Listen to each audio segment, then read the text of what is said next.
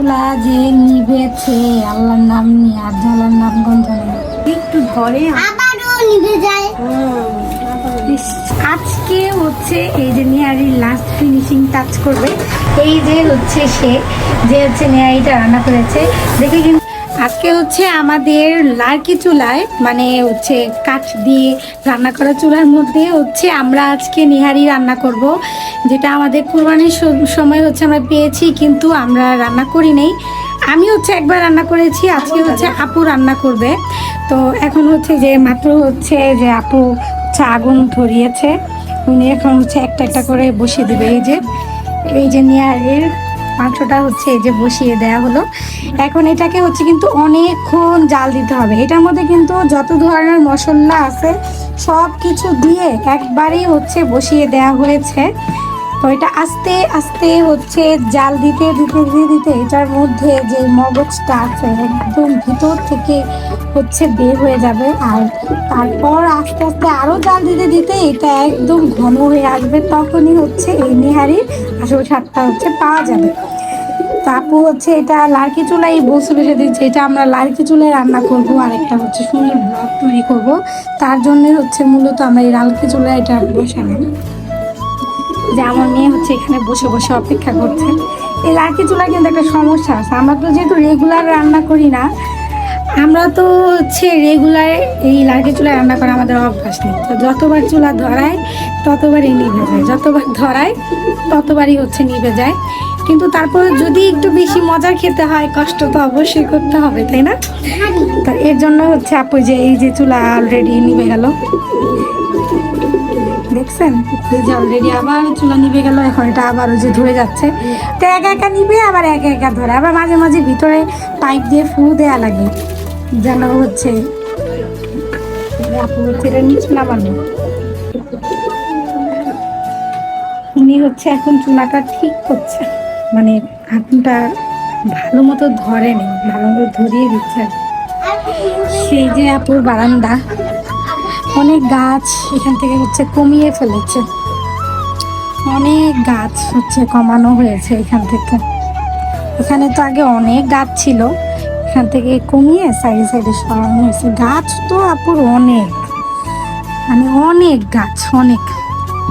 এই বারান্দাগুলা এত বেশি হচ্ছে ভালো লাগে, মানে কি বলবো, এত শান্তি এই সবুজ সবুজ বারান্দার মধ্যে এসে দাঁড়ালে।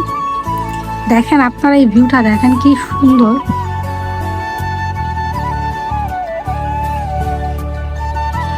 নেহারি হচ্ছে এখন এই যে বসে বসে বসে বসে হচ্ছে অনেকক্ষণ সময় নিয়ে হচ্ছে নেহারিটা এখন রান্না করবো। অনেক টাইম লাগে ভাই, অনেক কষ্ট। এই যে আবারও নিভে গেছে, আমরা তো পারি না এই চুলা। এই যে চুলা যে নিভেছে আল্লাহর নাম নিয়ে আর জ্বালার নাম গন্ধ নেই।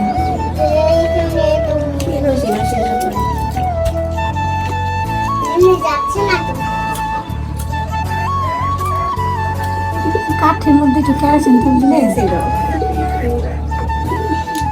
এখন নিভিয়ে দিয়েছো, আমাকে একটু দাও না।